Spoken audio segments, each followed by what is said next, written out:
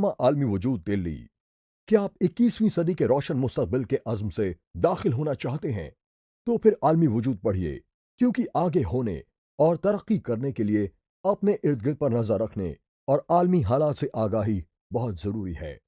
उर्दू ज़बान में आलमी वजूद वाहिद ज़रिया है जो इस चैलेंज का सामना कर सकता है। फ़र्द या कौम में अपने वजूद का एहसास दिलाना लाजमी है। आलमी वजूद का असल मकसद पूरे वेकार और इज़्ज़त नफ्स के साथ अपनी मौजूदगी दर्ज करा के जिंदगी का सबूत देना है। खा फर्द हो या कौम या कोई जरीदा अपनी भरपूर मौजूदगी का एहसास ना दिलाए तो उसका वजूद बेकार महज है। माहनामा आलमी वजूद इस अज़्म मौसम के साथ आपके सामने पेश करने की सआदत हासिल कर रहे हैं कि ये एक शानदार, पुरवेकार और जीदार कौम का हकीकी नुमाइंदा बनकर उर्दू सहाफ़त को नई आबोताब देता रहेगा।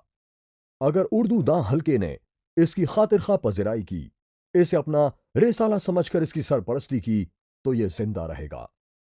हमें इस तल्ख हकीकत का अच्छी तरह अंदाजा है कि उर्दू वाले खुद उर्दू दुश्मनी पर कमर बस्ता हैं। अपनी और अपनी तहजीबी शिनाख्त की जीती जागती अलामत को अपने हाथों दफन कर देना चाहते हैं, जिससे उर्दू सिमटती चली जा रही है। कौमों का जिस तरह अपनी जबान से जज्बाती रिश्ता होता है, वह रिश्ता और ताल्लुक हमारा उर्दू जबान से नहीं रहा। क्या इन कौमों की रोजी रोटी कमाने पर तवज्जो नहीं, जो जबान को हर कीमत पर जिंदा रखना चाहती है? सिर्फ हम दुनिया से निराले हैं, जिसे ना तो अपनी तहजीब की फिक्र है और ना ही अपनी जबान की।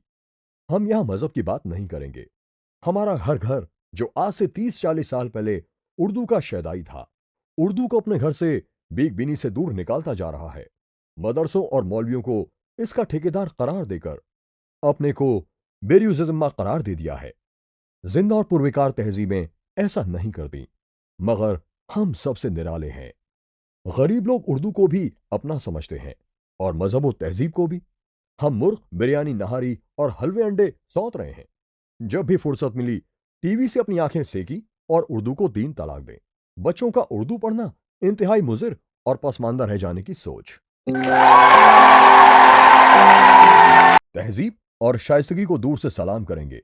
मुतवस्सत तबका तक उर्दू पढ़ना लिखना बाइस से और समझने लगा है। हमें इस तल्ख नवाई पर माफ़ी फरमाइएगा।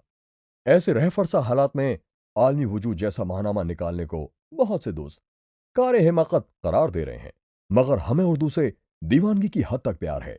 इसीलिए हमने इस संगलाख जमीन में गुल बूटे खिलाने का फैसला किया है। हम आलमी वजूद को उर्दू की तहरीक बनाना चाहते हैं। हमारी ख्वाहिश और दिली तमन्ना है कि अब जिन घरों में एक भी उर्दू दोस्त मौजूद है, वो उर्दू और अपनी तहजीब को जिंदा रखने के लिए अपने बच्चों और पोतों नवासों को उर्दू पढ़ने पर मजबूर करें, वरना इसकी मौत के बाद इस घर में उर्दू का कोई नाम नहीं बचेगा। खुदा ये बुरा वक्त आने से पहले उर्दू को इसके घर में घुट घुट कर दम तोड़ने से बचाने की कोशिश कीजिए, वरना हम खुद नादिम और शर्मिंदा होंगे। हमारी आने वाली नस्लें हमारा नाम भी सही तरीके से नहीं ले सकेंगी।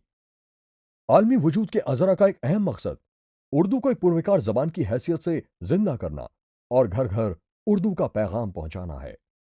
आलमी वजूद उर्दू का एक रिसाला ही नहीं, उर्दू की एक जिंदा तहरीक भी है।